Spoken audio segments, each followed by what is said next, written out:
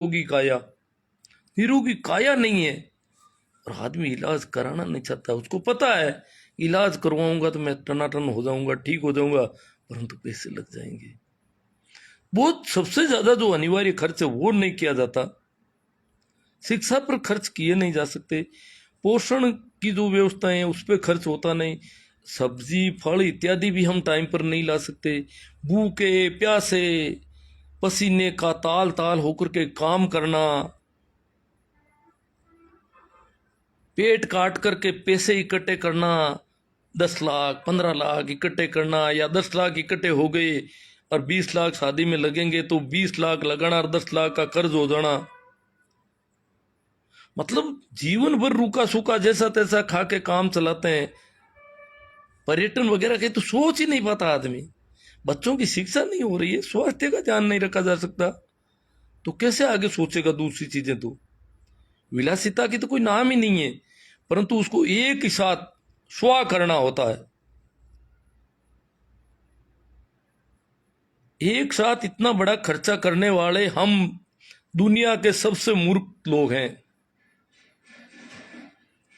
मेरा क्या है कि मैं विदेशी लोगों से भी मिलता रहा हूं, तो विदेशों में क्या है, विदेशों में किसी भी आदमी का जैसे डेली का खर्च है, किसी परिवार का डेली का 400 रुपये खर्च है, 500 है या 1000 है, तो वो पूरे साल 1000 1000 1000 1000 चलेगा। हाँ, कभी कोई फंक्शन हो गया, नव वर्ष हो गया, कोई क्रिसमस हो गया, तो 1000 की जगह 4 5 हजार खर्च हो गया। इससे ज्यादा पूरी जिंदगी में खर्चा कभी एक दिन के लिए ऐसा खर्चा नहीं होता। हमारे यहाँ रोज का खर्चा तो थोड़ा थोड़ा थोड़ा थोड़ा थोड़ा थोड़ा, और एक दिन ग्राफ अगर देखें तो ग्राफ चिपका हुआ मिलेगा, और एक दिन का खर्च वो तो 10 साल में जो खर्च नहीं किया उससे 10 गुना एक दिन में खर्च कर देते हैं। पूरा कमाया कुमाया कुछ कर्जा करके स्वा एकदम दपड़ को करा, एक हाथ दपड़ को मोटो। एड़ा जिंदगी में 2 3 बार दपड़ा का हुआ हर एक आदमी हूं, एक आधो मृत्यु बोझ, एक आधो ब्याह वालों काम, और वो दपड़ को एक दिन में करना पड़े, और बाकी दिन भूखू तीसुरे कहीं है अपन को। अगर औसत जीवन की स्थिति देखें तो आदमी कहां जी रहा है। तो हम ऐसी मूर्खताएं हमारे यहाँ हो रही, तो फिर क्या होता है कि अगर हम ऐसा करने लगे, सामूहिक विवाह अगर कर लें, तो ये खर्चे एक दिन में होने वाला बहुत बड़ा खर्च से हम बच जाएंगे।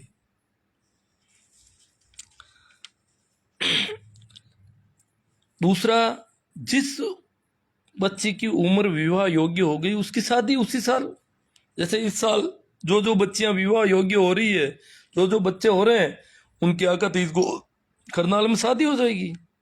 अब उनसे जो छोटी बहनें हैं उनकी शादी अगली साल होगी, उनसे छोटी है उनकी उसके अगली साल। यहां तो 25 वर्ष वाली और 5 वर्ष वाली की एक साथ शादी करनी पड़ती है। ऐसे 5 बार अगर शादियां करे तो हालत खराब हो जाए।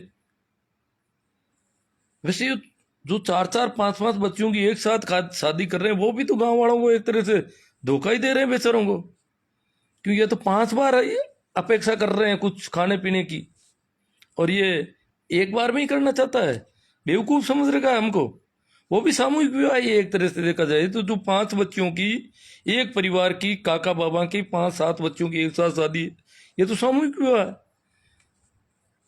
परंतु अब समाज वो परंपरा चल रही है, इसलिए उसको उसको मान्यता है, चल रही है भाई कोई बात नहीं करो, पर उसको कुछ बाल विवाह भी साथ में करने पड़ेंगे, कुछ अधिक उम्र की बच्चों को भी साथ में सबमिट करना पड़ेगा। तो ये एक विसंगति है उसकी बहुत बड़ी। जिनकी शादी हो जानी चाहिए थी 4 साल पहले उनको रोक रखा है, और जिनकी शादी अभी 15 साल बाद में होनी है उनकी शादी आज की जा रही है। तो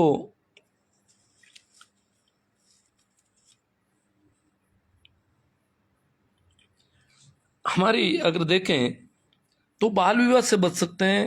दूसरा, पर्यटन इत्यादि के बारे में भी विचार होगा, फिर हम घूमने भी जाएंगे, विदेश तक घूमने जाएंगे, क्योंकि अगर एक साथ एक दिन में 20 लाख 30 लाख जो खर्च हो रहा है वो नहीं होगा तो फिर तो हमारा जीवन का स्तर बदल जाएगा पूरा का पूरा।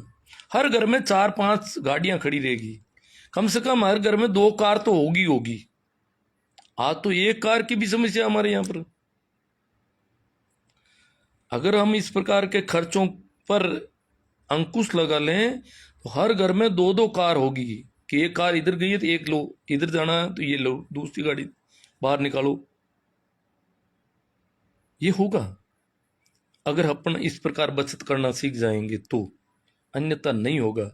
फिर हम ऐसी घिसी पिटी जिंदगी जिएंगे और एक दिन सफेद कपड़े पहन करके सापा लगा करके यूं अकड़ दज मकड़ दज होके बैठ जाएंगे, बाकी कुछ नहीं होने वाला है। तो मैं देखता हूँ, मैंने देखा कि हमारे अगर जाटों में या इन जातियों में जो गांवों में इस प्रकार की दकियानुसी सोच रखती है, उनमें से 95% तो ऐसे लोग हैं जो रेलवे के स्लीपर क्लास में भी कभी नहीं बैठ पाते। वो कुछ नहीं, स्लीपर क्लास बस के किराए से कम है, परंतु वो तो सोचते हैं ये तो पता नहीं किन के लिए बने हुए डिब्बे हैं।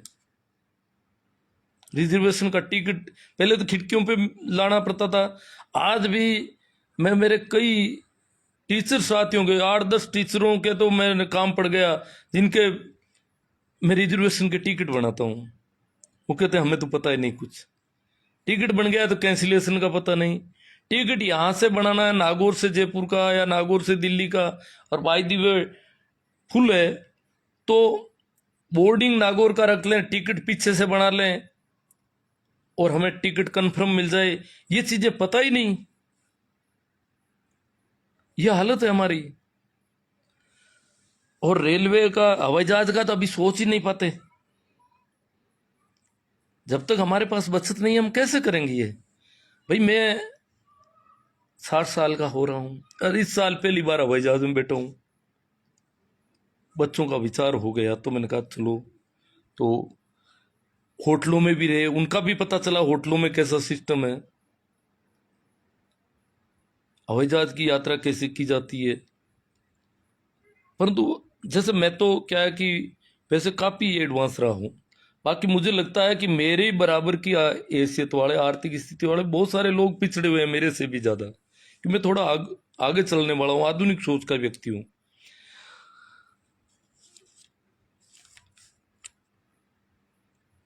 तो मैं टेक्नोलॉजी में भी ठीक जानता हूं। जैसे हवाई टिकट भी बनाने थे, मेरा बच्चा इंजीनियर है, जब भी उसको रेल का टिकट कहीं बनाना तो मुझे ही कहता, दिल्ली जाना हो, चाहे जयपुर जाना हो, चाहे पटियाला जाना हो, कहीं भी जाना हो, मुझे कहता है कि वो कि कहाँ पर पड़ता है, उसके लिए रेल की देखो, हमें उस दिन जाना है। तो टिकट मैं ही बनाता हूँ, वापसी की टिकट भी मैं ही बनाता हूँ सामान्यतः। तो ये इस प्रकार हवाई जहाज का ये जो काम पड़ा तो उसने कहा पता करो तो हमारी हालत क्या है, मैं किससे पूछूं कि हवाई जहाज में का टिकट बनाना है। तो मैंने ऑनलाइन सर्च किया, टिकट वाला भी मिल गया, परंतु अब लगेज का मामला आ गया, अटक गया। लगेज में ऑनलाइन में जो चीजें देखी वहां मैंने देखा कि इतने इतने इंच तो थैले की लंबाई बैग की, लगेज का बैग, उसमें लगेज बैग अलग होता है, हैंड बैग अलग होता है। आपको भी इसमें थोड़ा हो जाएगा अभी।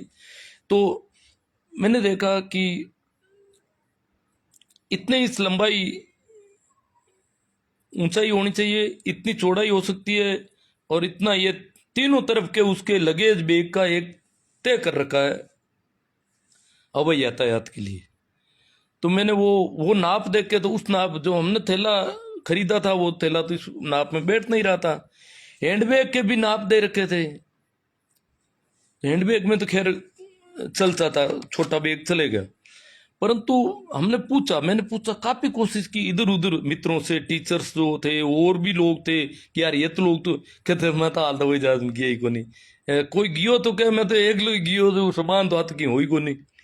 अब हम ज्यादा लोग जाएंगे तो सामान भी चाहिएगा, सर्दी का मौसम था, कश्मीर जाना था हमें, तो फिर बड़ी दिक्कत हुई। फिर मैंने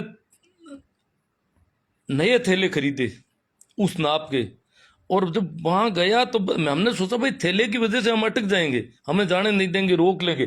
पर वहां गया तो देखा कि जिस प्रकार का लगेज बैग वहां लिखा था वो कोई उसकी कोई पाबंदी नहीं देखी मैंने तो वहां पे, उससे काफी बड़े बड़े बैग लगेज बैग में जा रहे थे, दन्नाड़ चल रहा था सबका, परंतु अनुभव नहीं था, इसलिए हमें काफी दिक्कतें झेलनी पड़ी। अब पता चला कि वो जो इतनी लिमिट रखी हुई है वो लिमिट तो कागजी लिमिट है। लोग बड़े बड़े थैले लेकर के आ रहे हैं, हाँ ठीक है, थैलों में सामान क्या है, वो तो सब उससे गुजरता है, सुरक्षा के लाइन से। तो सामान अगर चाकू वगैरह ऐसी कुछ चीजें हैं तो आपका लगेज अटक जाएगा। तो ये ये दिक्कत आ गई, क्योंकि अनुभव नहीं था। जिनको भी पूछा उनका भी अनुभव नहीं। ये हालत है हमारी। ये हालत इसलिए है कि हम एक साथ एक दिन में ज्यादा खर्चा और बाकी दिनों में हमारा कोई खर्चा वर्चा कुछ है ही नहीं।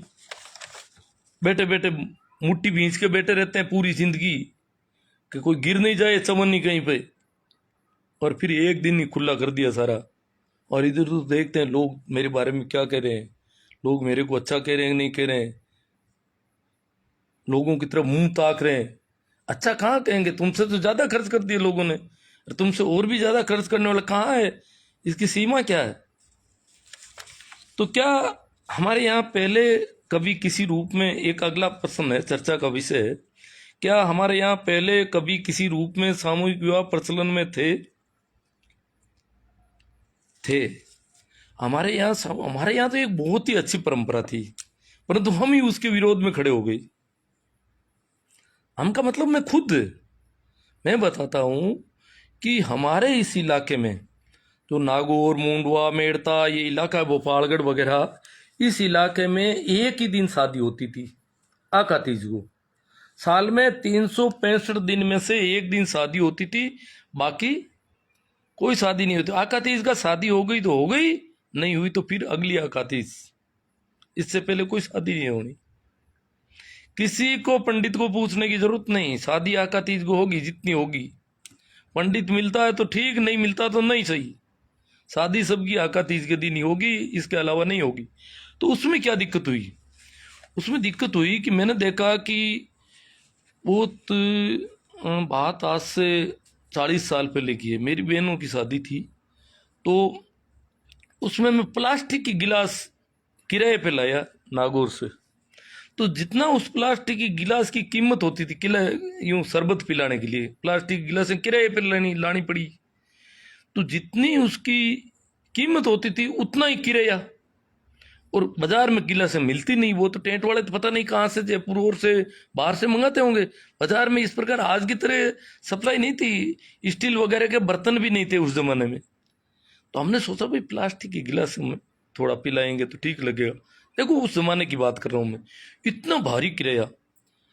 गांव में जैसे मेरी बहनों की शादी हुई या मेरी शादी हुई तो कहीं कोई सामियाना टेंट, एक एक भी चांदनी जिसे कहते थे सामियाना की, एक भी नहीं मिलता था, क्योंकि किराया बहुत भारी हो जाता था। एक दिन में शादी बाकी दिनों में होती नहीं थी। तो हमारे गांव में कुछ लोगों ने एक एक सामियाना अपना बनाया शादी के लिए, जो अपने आप में पैसे वाले थे या कुछ और थे, उन्होंने ऐसा कुछ करके, क्योंकि कहीं कुछ होता है नहीं, परंतु उसमें लिमिट इतनी। और जैसे ट्रैक्टर का किराया देखो, ट्रैक्टर में बारात जाती थी उस जमाने में, और किराया बहुत भारी होता था उसमें। एक एक ट्रैक्टर 10-10 शादियां करवाता था। एक ट्रैक्टर में मेरे गांव से एक बारात गई तो 7 दूल्हे बैठे थे। 2 दूल्हों को चिमरानी में उतार दिया, 3 दूल्हों को नागौर में उतार दिया, 2 दूल्हे आगे डे चले गए, 7 दूल्हे। एक ही ट्रॉली में बारात थी 7 दूल्हों की। वापसी में सभी को लाइन में सीधा उधर से लेते हुए वो ट्रैक्टर आ गया, और सातों से भी किराया लिया। ये तो हुआ सीधी लाइन का। सीधी लाइन अगर नहीं मिलती तो ये भी इधर उधर पूछते हैं कि वहां से वो बारात है तो वहां वो उस बारात को उतार के वहां से वो बारात उठाएगा, वहां से वो। एक ट्रैक्टर कई जगह घूमता, और कई बार दूसरा दिन हो जाता तब तक ट्रैक्टर वहां पहुंचता नहीं, तो वो बहुत महंगा पड़ता था। हमने कहा यार ये तो मामला गड़बड़ है। दुकानों में हर चीज बहुत महंगी होती थी। बिन क्या होता गदा लूटनी, अटी इलाका में लोग कहता आका तीज ने गदा लूटनी क्यों ढूंगा। और मैं क्यों यार, अपन तो बेवकूफ, अपन लोग लूट रही, आप आका तीज क्यों करो ब्याह? कोई पहली कर दो, कोई पच्चे कर लो, पूनम का हरू करिया, पूनम का हरू करो कि और कणाई करो। आका तीज का कहीं, आका तीज का पंडित जैसे कहीं जीवता रह गए, लाड़दा मर जे गए, यूं करके रही एक हवा चल पड़ी, और हमने वो आका तीज का दिन छुड़वा दिया। मैं भी शामिल हूँ, बहुत सारे और लोगों की एक हवा चल पड़ती है, तो हवा चली और वो टूट गया। आका तीज का दिन वाला नियम टूट गया। तो आका तीज को एक शादी भी नहीं होती यहाँ पे, जबकि गांव में 50-50, 60-60 शादियां एक दिन में होती थी। तो वो बहुत ही लिमिटेड खर्चा होता था, वो एक तरह से सामूहिक विवाह था। परंतु वो तो हमने बंद कर दिया, क्योंकि उसमें चीजें बहुत महंगी मिलती थी, इस चक्कर में हमने बंद कर दिया। इसी प्रकार मृत्युभोज के साथ विवाह होते थे, वो भी हमारे यहाँ पर समाज की मीटिंगें की गई कि मृत्युभोज के साथ कोई विवाह नहीं करेगा। बाड़मेर में आज भी होते हैं। हालांकि मृत्युभोज वाला तो थोड़ा वो एक मामले में ऐसा गड़बड़ था। देखो, जिन्होंने मृत्युभोज पर विवाह करने की शुरुआत की वो क्रांतिकारी लोग थे। उनको पता था कि मृत्युभोज तो रुकने वाला नहीं है, तो करें क्या, इसके साथ में शादी कर लो। मृत्युभोज तो होना ही है, वो ये तो समाज में संभव नहीं हम मृत्युभोज नहीं करें। क्यों, खाने वाले तो आज भी इस युग में भी जो बड़े बड़े पढ़े लिखे लोग हैं, बड़े बड़े विद्वान हैं, बड़े बड़े अधिकारी हैं, जिनके पास गाड़ियां हैं, वो जाते हैं मृतक के घर पर, कहते हैं सांत्वना देने, और बैठ जाते हैं थालियों पर, डकारें लेते हैं बड़ी बड़ी। तो घर वालों को पता है कि सांत्वना वांत्वना कुछ नहीं देने आए हैं, खाने के लिए आए हैं, इनके लिए नहीं बनाओगे तो क्या करेंगे, इनको सांत्वना देनी पड़ेगी। फिर मृतक के घर वाले क्यों भोजन बनाते हैं, इसलिए बनाते हैं कि जो खाने के लिए आ रहे हैं बड़े बड़े अधिकारी लोग, बड़े बड़े कर्मचारी अधिकारी, मैं जाता हूं तो टीचर साथ में होते हैं, तो खाने के लिए टूट पड़ते हैं खाने पर। टीचर अकेले नहीं, पुलिस वाले भी टूट पड़ते हैं, तहसीलदार टूट पड़ता है खाने पर, थानेदार टूट पड़ता है, क्यों, वहां तो जमकर खाने का मौका मिलता है।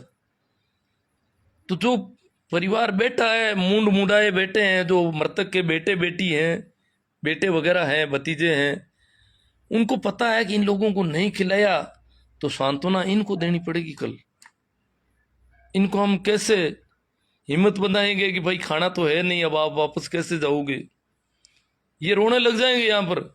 इसलिए यहाँ तो करना ही पड़ेगा। बट कि घनी मोड़ माड़ दिखे भाई मोड़ा पड़ जाए, अगर कोई चहल पहल नहीं है खाने पीने की, तो वो सांत्वना देने आए वो खुद उदास हो जाते हैं एकदम से। तो जो जिन लोगों ने ये शुरुआत की, उन्होंने कहा यार मृत्युभोज तो वैसे ही बंद नहीं होना है, तो साथ में शादियां तो करो। परंतु उसमें भी बड़ी दिक्कत थी, डोकरा डोकरी ने मरण उड़ीक था, छोरियां मोटी मोटी हुई घर में। उसमें शादियां सिर्फ लड़कियों की सामूहिक होती थी, लड़के वाले तो अलग अलग बरातें लेकर के आते थे, कोई कहीं से कोई कहीं से, पर लड़कियों की करते थे। उसमें भी वही छोटे मोटे का बहुत ज्यादा अंतर। तो अब अपन बात करेंगे जाट सामूहिक विवाह के लिए खरनाल का ही चयन क्यों हुआ। खरनाल का चयन होने के पीछे कारण है कि तेजा जी का नाम है और ये बहुत बड़ा सहारा होता है। जैसे मैंने कहा सरकारी योजना हो जाए तो सहारा मिल जाए, इसी प्रकार तेजा जी के नाम का भी सहारा मिलेगा। कुछ एक दो जनों ने मुझे कहा कि यार नागौर में कर लेते हैं, अच्छी बिल्डिंगें हैं, किसान छात्रावास है, लेट बात कमरे वगैरह सुविधा है। नहीं, अब जब पहली बार कर रहे हैं तो खरनाल से करें, इसकी हेल्प मिलेगी हमें। लोग कहेंगे भाई खरनाल में है इसलिए चलना चाहिए, ठीक बात है, तो इसलिए इसका चयन हुआ है।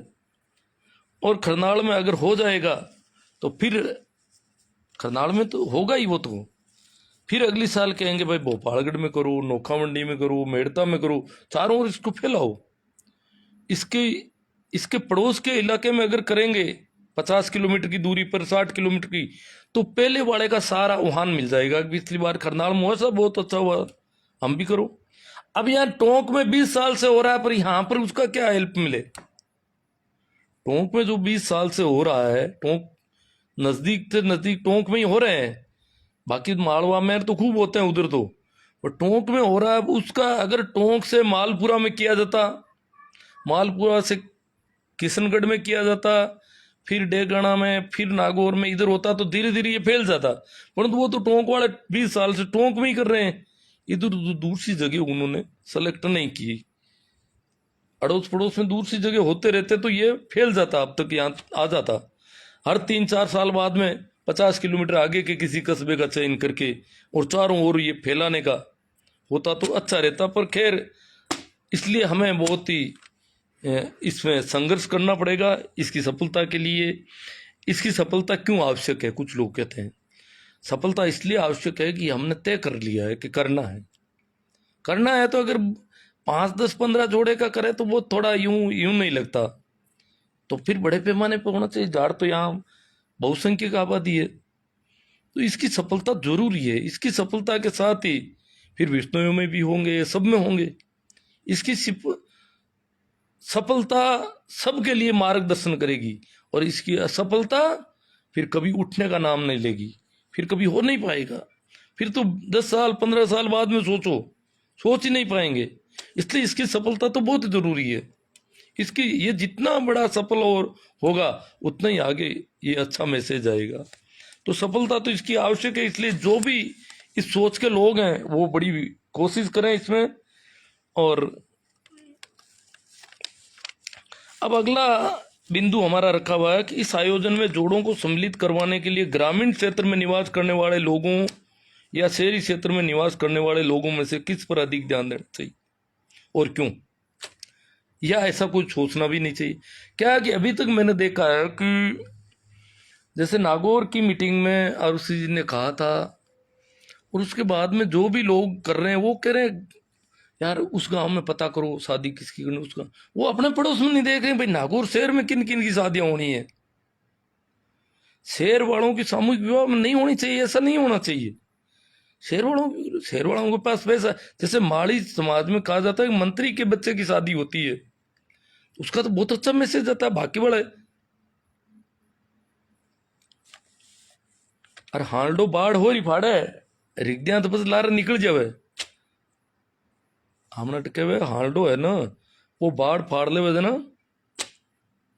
रिगदिया वे भी लारे निकल जे। रिगदिया में कोई बाढ़ थोड़ी फाड़े जे, तो बाढ़ फाड़न वाले तो हेर वाला भी बेड़ा होना जरूरी है। कोई गाँव में नहीं करे, गाँव में जाए क्या कोई विधवा है कहीं भी, कोई बच्ची है कहीं, या बिंक नहीं करो नहीं। मेरी मान्यता है कि कुछ उन पैसे वाला लोगों को आगे आना पड़ेगा अपने बच्चों की शादी करने में।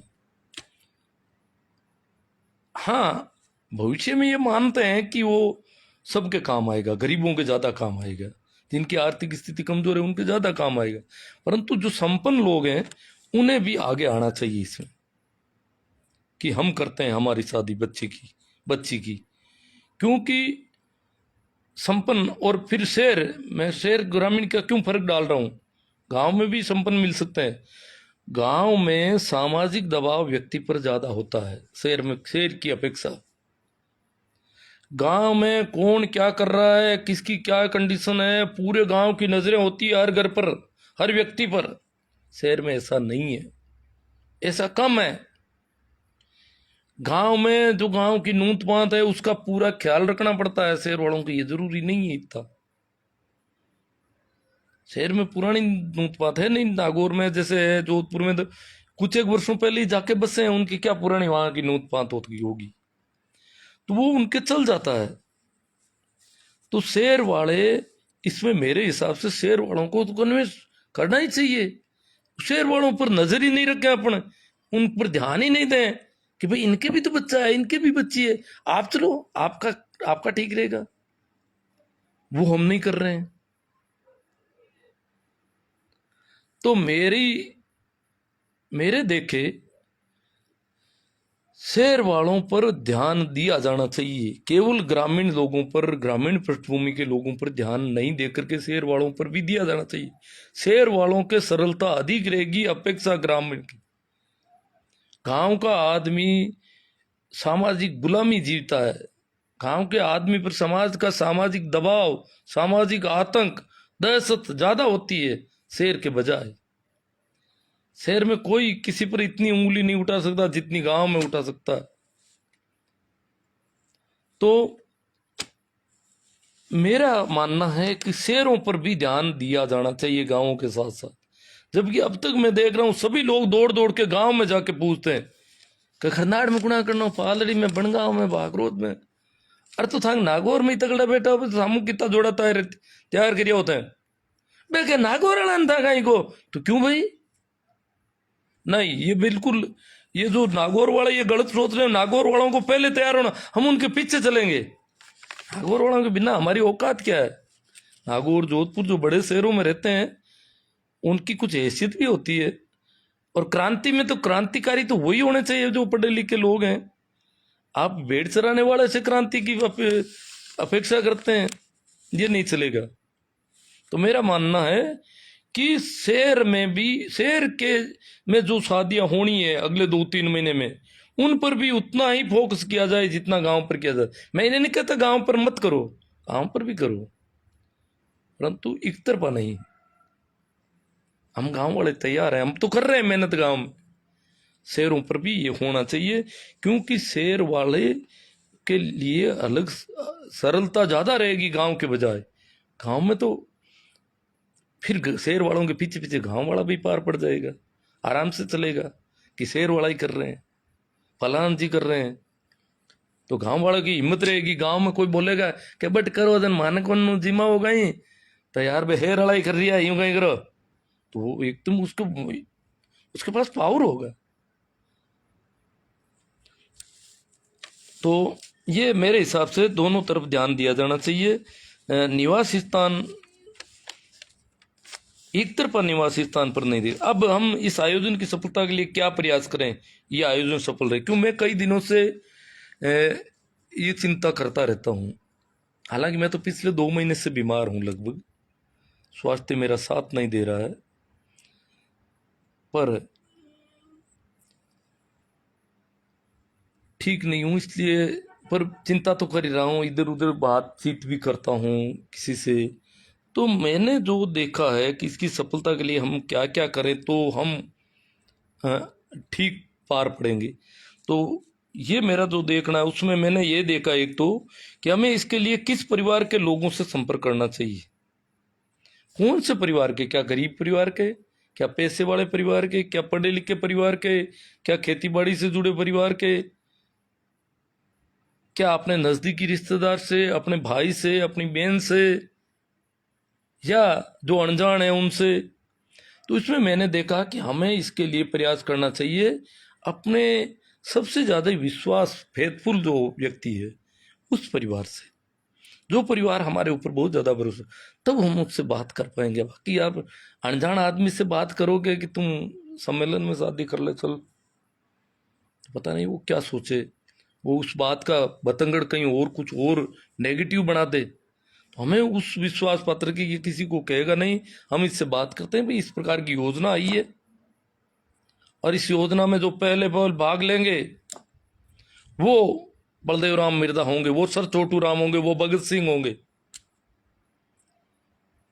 ये जो गुलामी हम जी रहे हैं अभी सामाजिक, इसकी आजादी की लड़ाई में भगत सिंह वो है जो सबसे पहले अपने बच्चे की शादी करेगा।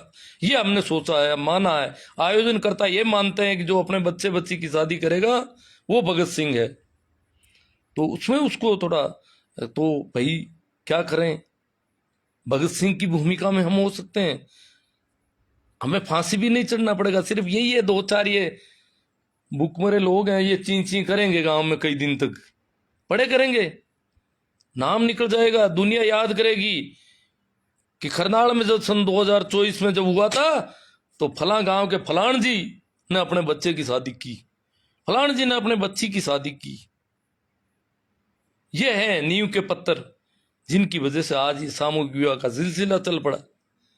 जब ये प्रचलन में आ जाएगा, जब ये आजादी हो जाएगी चारों ओर, तब आजादी के दीवानों को याद किया जाएगा कि हम तो गुलामी में जीते थे, गांव वालों से डरते थे, गांव वाले क्या कहेंगे, ये पहले जिन लोगों ने हिम्मत बढ़ाई है, उस गांव के फला आदमी थे, उस गांव के वो थे, उस गांव के वो थे। जिस प्रकार ठाकरों के सामने जब पहले जो लोग आगे बढ़े थे जागीरदारों के जुल्मों के खिलाफ, जैसे आसोप में पांचाराम जी भाकल, भाकरोद में हीरा राम जी, नारवा में श्री राम जी सोऊ, अष्टोड़ा में भाई सेंगबा थे, नाम भूल रहा हूं मैं बाबा का। तो ये जो लोग थे, वैसे बलिदान भी हुए डूंगर राम जी दाड़मी में, तो ये जो लोग थे उनको आज याद किया जाता है कि वो थे जिन्होंने इतनी हिम्मत की, ठाकरों की आंख में आंख डाल करके बात करने की हिम्मत की, मौत की परवाह नहीं की। तो जब ये सामूहिक विवाह का प्रचलन चलेगा पूरे मारवाड़ में, तो कहा जाएगा कि जब खरनाल में पहला पहल हुआ था तो शिनोद के फला आदमी ने ऐसा इसमें भाग लिया था और कहा था मेरे बच्चे की शादी करो, आप मेरी बच्ची की करो। ठाडोगढ़ में उसने हाँ भरी थी। ये थे भगत सिंह के परिवार के लोग। इन्होंने इस क्रांतिकारी कदम, ये हीरो हैं, ये नायक हैं, ये होना चाहिए। तो ये बात हम करेंगे जाकर के, जिनसे करेंगे कि भाई देखो तुझे में हिम्मत हो। और एक डरपोक आदमी से बात नहीं करनी है, वो चाहे अपना नियरेस्ट भाई भी हो। भाई भी अगर ज्यादा डरपोक है तो सुन नहीं, थोड़ा हिम्मत वाला हो, कम डरता हो लोगों से, उससे कहेंगे। हमारा विश्वास पात्र हो। उस परिवार में भी किस व्यक्ति से कहेंगे अपन बात, जो ज्यादा क्रांतिकारी लगता हो हमको, जो ज्यादा दकियानूसी नहीं हो, ज्यादा रूढ़िवादी नहीं हो, उससे करेंगे। चाहे वो लड़का भी हो सकता है, लड़की भी हो सकता है, पिता भी हो सकता है, दादा भी हो सकता है, दादी भी, माँ भी। किसी घर की स्त्री ज्यादा यूं लगती है तो उससे करेंगे। देख लो, करना है तो पहला काम है, और पहले काम में जो आगे बढ़ेंगे वही तो मार्ग निकालेंगे, रास्ता वही तो तैयार करेंगे। रास्ता होगा तो फिर तो कोई चल देगा।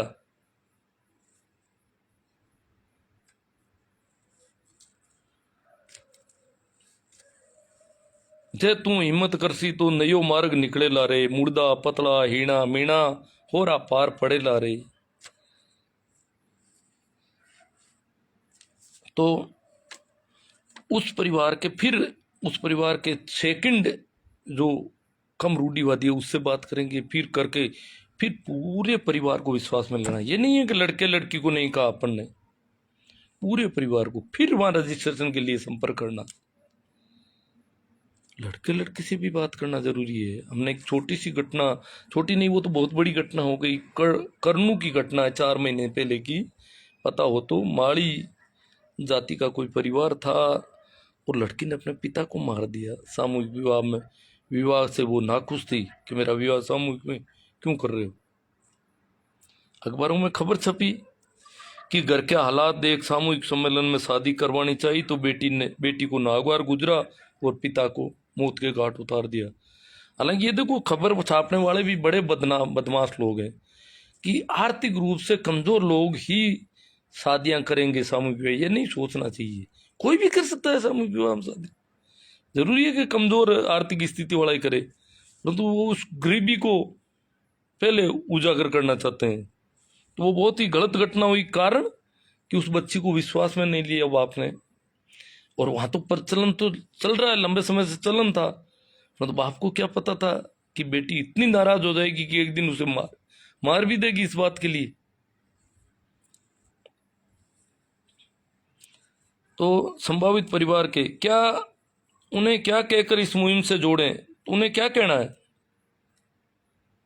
उन्हें एक बात और कह सकते हैं हम, गांव में फिर तो गांव वालों और शहर वालों का ज्यादा फर्क नहीं रहेगा। एक बात मैंने देखी है कि गांव के कई लोग शहरों में रहते हैं आजकल, नागौर जोधपुर हमारे इलाके के, तो वो लोग वहाँ शादी करते हैं या गांव में चाउर दे देते हैं घर घर, या कार्ड दे देते हैं कि भाई शादी है फलाना का लड़का की या लड़की की, जरूर आना है कि भाई शादी कटे, शादी जोधपुर है। तो फिर जोधपुर जिनको जाना होगा वो जाएंगे, बहुत कम लोग जा पाते हैं, जितने जाएंगे वो ही जाएंगे, इसमें क्या है। ये थोड़ा ही है वो कह रहे हैं जोधपुर तो माई थी तो शादी खातर तो करी थी कोनी, जोधपुर करें शादी। तो जब जो जोधपुर शादी करके चावल दे सकते हैं, तो क्या हम खरनाल में शादी करके गांव में कार्ड नहीं दे सकते सबको। क्या एक ऐसा कार्ड नहीं हो सकता। कार्ड का मतलब व्हाट्सएप से कार्ड दो चाहे कैसे, मैं तो व्यक्तिगत कार्ड के तो इतना पक्ष में नहीं हूँ। व्हाट्सएप से भी जो भी मैसेज है जाता के घर घर जाके बात कर दी जाए, भाई आका तेज को शादी है हमारे बच्चे की और शादी खरनाल में है और आप सादर आमंत्रित है सिगरी नू। तो अब पूगी जी तो पूगो मांगे करा, जोधपुर वाला एट गाँव में नूता देवे तो खरनाल को नू तो कौन क्यों देवा गाँव में। तू यूं नूतू दे दू पूरा गांव में पच के ही है जो सामूहिक विवाह में कर लियो। तो फलाना जी था जोधपुर में क्यों करियो सब, मान कौन क्यों था बे, नागौर में करी शादी, बे मेड़ता में शादी करी, बानत कौन क्यों थे। तो ये एक, तो मेरे हिसाब से रिश्तेदारों को तो सबको वैसे ही सामूहिक विवाह में आमंत्रित किया जाना है, किया जाता है, सब में ही परंपरा है। जितने भी बहन फूफा मामा बुआ जितने भी हैं उनको सबको वही जो यहाँ पर शादी घर पे शादी करते हैं वैसे वैसे उनको आमंत्रित किया जाता है सबको कि ये चलना है शादी है, और वो आते भी हैं। गांव वालों को भी न्यूत दे दो, जितने आएंगे वहां कोई कमी नहीं है खाने पीने की व्यवस्था की, तो क्यों नहीं सभी को दो न्यूता। जितने गांव में से 10 आदमी चलेंगे 20 चलेंगे तो चल देंगे, जितना चल पाएंगे चलेंगे, इसमें क्या है। तो मेरे हिसाब से सामूहिक वो न्यूता दे दें तो गांव वालों की थोड़ी सरलता और हो जाएगी। ये तो मेरे विचार थे। अब मैं आपकी तरफ मैंने देख तो रहा हूँ काफ़ी समय से कमेंट आ रहे हैं। कैलाश जी सो हाँ प्रणाम।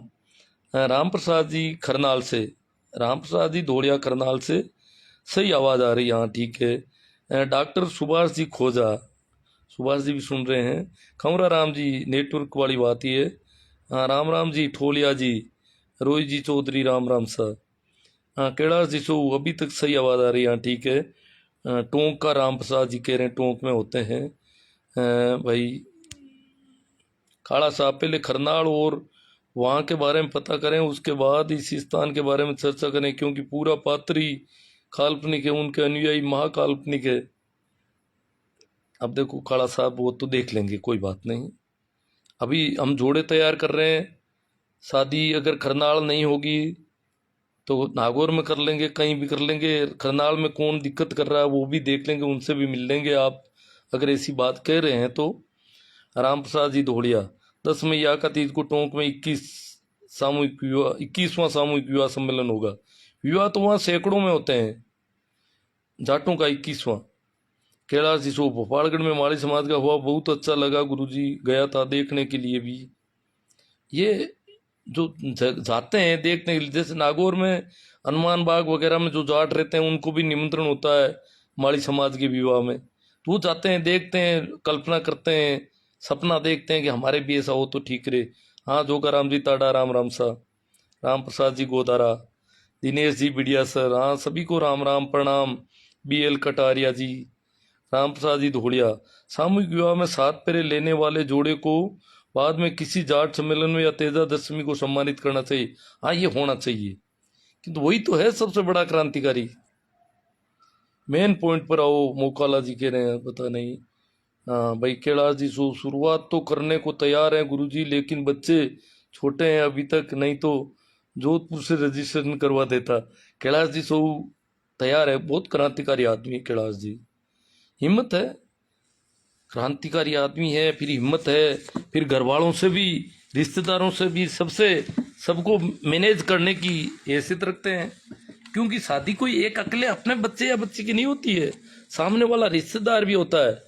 वो कहीं ये बात करते ही बिदक नहीं जाए, उस पर भी ध्यान देना पड़ता है। दरियाव जी चौधरी, भंवर राम जी खींचड़, राम प्रसाद जी धोड़िया। सम्मेलन को गति मिले तब तक छूट रहे तो अच्छा रहेगा, जल्दी गति मिलेगी। हाँ छूट का मतलब ये कह रहे हैं कि भाई गांव में भी कर लो, जीवन भी तो भाई वो ठीक है, छूट रखो, अपनी अपनी सोच है।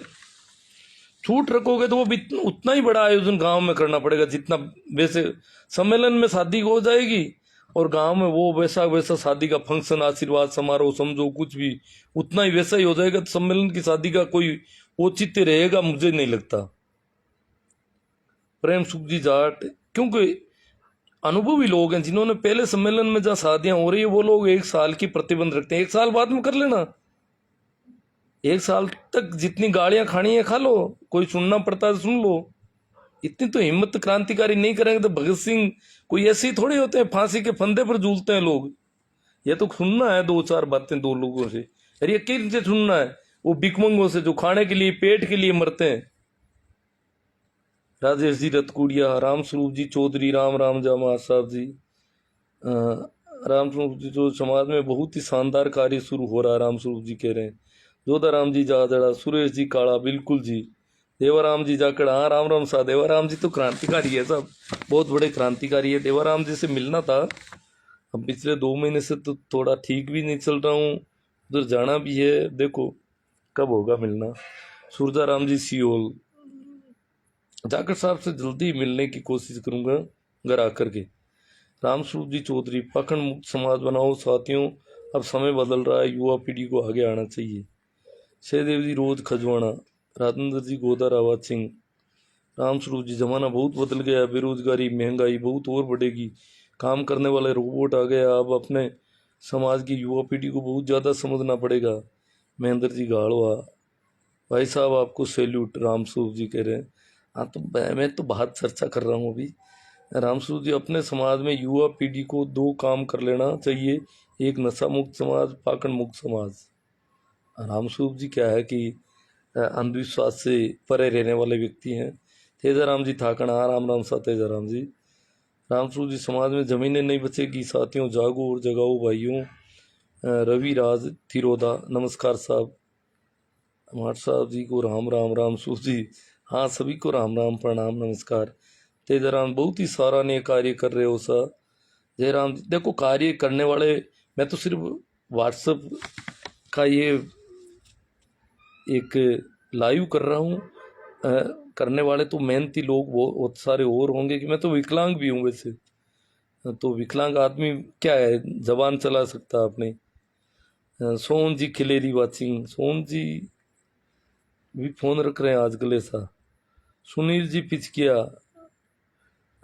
खैरात राम जी भाई, महेंद्र जी पिचकिया, महेंद्र जी गाड़वा, हाँ महेंद्र जी गाड़वा नहीं, ये कोई दूसरे महेंद्र जी गाड़वा काफ़ी दिनों से लाइव कर रहे हैं, इसके लिए बहुत समर्पित व्यक्ति हैं। महेंद्र जी गाड़वा है, राम नारायण जी चौधरी है, ये लोग काफ़ी मेहनत कर रहे हैं, मैंने देखा है। राम प्रसाद जी दौड़िया खरनाल, लाइव देखने वाले सभी साथी कल खरनाल पहुंचे, मेरे समाज हित में सुझाव दें, कुछ जिम्मेदार हिस्सा भी बने। जयराम जी, ये अपील है राम प्रसाद जी दौड़िया की तरफ से खरनाल से। जेठाराम जी, ये आमंत्रण है हमको, जेठाराम जी बागड़िया। ओ जयराम जी बागड़िया जेठाराम जी का नाम है, ठीक, राम राम सा जेठाराम जी। आका तीज के बाद पूनम को होने लगी गुरु जी, हाँ तेजाराम जी को याद है। फिर पूनम और फिर तो बस पूछो ही मत, अब तो आका तीज को तो बिल्कुल होते ही नहीं है। भाई भाई के और भाई भाई के कहते थे। राम प्रसाद जी दौड़िया कह रहे हैं, जेठाराम जी बागड़िया, हाँ साहब। माँ का तो टपरी ही डेरा वास्ते, 2 गड़े पानी के और शरबत की मनवार। हाँ, डेरा वास्ते टपरी होती, खेलियां एटे डेरा देता। शिव कुमार जी रायल जोग, जगराम सिंह जी मार साहब है। हाँ भाई मोहन लाल जी, गुरु जी 60 वर्ष की उम्र में आप पहली बार जहाज में बैठे हो तो ये विचारणीय विषय है। इसका कारण यह नहीं है कि आपको जानकारी नहीं, इसका कारण यह है कि आप आधुनिक वित्तीय शिक्षा से बिल्कुल ही वंचित रहे हो, और हमें इन सामूहिक विवाहों के साथ साथ वित्तीय शिक्षा की भी जरूरी करनी चाहिए। जो मल्टी लेवल मार्केटिंग, पूंजी स्कीम्स के इतर निवेश यथा फ्यूचर प्लानिंग, हेल्थ इंश्योरेंस आदि से जुड़ी हो, तभी सबका भला होगा। बाप जी, कोई जुआ सट्टा में मत बजा दिया था फ्यूचर प्लानिंग का नाम। किसान की सबसे बड़ी प्रॉब्लम, वह हमेशा जूते पहनकर मोजे पहनने की कोशिश करता है, शर्ट पहनकर, जूते पहनने के बाद में मोजे, शर्ट पहनकर बनियान पहनने की कोशिश करता है। उसको पहले क्या करना चाहिए ये कभी नहीं सोचता। ठीक है, जीवन पर रगड़ रगड़ के जीता है, ये मिलती जुलती बात ही कर रहे हैं, मेरे पक्ष में ही कर रहे हैं। हाँ भाई तेजाराम जी उट्टा, ग्रेट वर्क आपका भी। कैलाश कृष्ण गोपाल जी, बेरू राम जी शिवर, पहले बड़े घराने वालों को करना चाहिए। नहीं नहीं, सभी को साथ, मतलब बड़े घरानों को टाला नहीं जाना चाहिए, मैं ये कहता हूँ। कल को कह दे तुम्हारे पास तो पैसे, तुम नहीं भाई तुम अलग रहो, अभी हम गरीबों का करेंगे पहले, ऐसा नहीं हो। पैसे वालों के संबंध में भी सोचना चाहिए, उनका बच्चा बड़ा है तो उनसे भी बात कर लो, आपके मित्र है, भाई है, बंधु है, बहन है, बहन के घर में पैसा ठीक है तो बहन से भी बात की जा सकती है। गिरधारी राम जी, राम प्रसाद जी दुखड़िया, सही बात है। हाँ, ओटो हो रहा चाला, ओटो मोटूड़ा ओटो जब क्रांतिकारी तो विचार होता है, छोटे बड़े का फर्क नहीं होता है। बेरू राम जी शिवर, बहुत ही सराहनीय कार्य। नेम जी सोमरवाल, नेम जी क्रांतिकारी व्यक्ति है, इससे अच्छा काम समाज को मजबूत करने का और कुछ नहीं हो सकता। आज नहीं तो कल समाज को सुधरना ही पड़ेगा। जिस प्रकार से महंगाई बढ़ रही है और आमदनी घट रही है, इसलिए खर्च कम करने के अलावा दूसरा कोई विकल्प नहीं है। जो लोग जितना जल्दी खर्च पर कंट्रोल कर लेगा उतना ही ज़्यादा फायदा में रहेगा। देवाराम जी गोरचा अच्छी पहल है। सुखराम जी सियाग, निर्मला जी कुरीवाल, हाँ राम राम सा सभी को राम राम। देवाराम जी गोरछिया, बाणिया तो पुष्कर में शादी करते हैं गुरुजी, करनाल क्या दूर है। हाँ करनाल तो और ही नज़दीक है। पवनलाल जी गोतारा, मुकेश जी जाट जाइल। चलो हो गई अपनी बातचीत हो गई काफ़ी। और आज शायद नेटवर्क की प्रॉब्लम तो नहीं रही है। कल बहुत ज़्यादा लोग जुड़ रहे थे, कल नेटवर्क प्रॉब्लम आ गई। हाँ तो जुड़ कोई नहीं रहा था, पर नेटवर्क की प्रॉब्लम वो नहीं रही। ये अच्छा रहा। जुड़ लेंगे, बाद में देख लेंगे जिनको देखना होगा। आपसे यही अपेक्षा रहेगी कि इसे ज़्यादा से ज़्यादा शेयर करें, इस पर कमेंट करें, इसे लाइक करें। Thank you. एक बार फिर आप सभी को राम राम, प्रणाम, नमस्कार।